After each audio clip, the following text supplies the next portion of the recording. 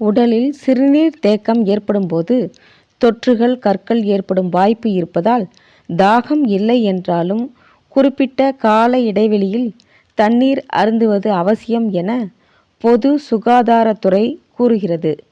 அதாவது மழை, குளிர்காலங்களில் பலர் போதிய அளவில் தண்ணீர் அருந்துவதில்லை. இதனால் சிறுநீர் உள்ளேயே தேங்கி அதிலுள்ள பல்வேறு கால்சியம் படிவங்கள் கற்களாக மாறும் வாய்ப்பு உள்ளது. அதேபோல கிருமிகள் உண்டாகி சிறுநீரக தொற்று பாதிப்பும் ஏற்படும். இதை தடுக்கணும்னா அவ்வப்போது நாம் தண்ணீர் குடித்து சிறுநீர் கழித்து வர வேண்டும்.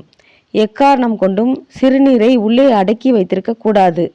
ஆண்களை விட பெண்கள் அதிகம் பாதிக்கப்படுகின்றனர். குறிப்பாக பள்ளி, கல்லூரி செல்லும் பெண்கள், வெளியே செல்லும் பெண்களுக்கு முறையான கழிப்பறை வசதி இல்லாததால் போதிய அளவில் தண்ணீரும் குடிப்பதில்லை, சிறுநீரும் கழிப்பதில்லை. இதனால் 60% பெண்கள் ஏதேனும் ஒரு வகையில் சிறுநீரக பாதிப்பை சந்திக்கின்றனர்.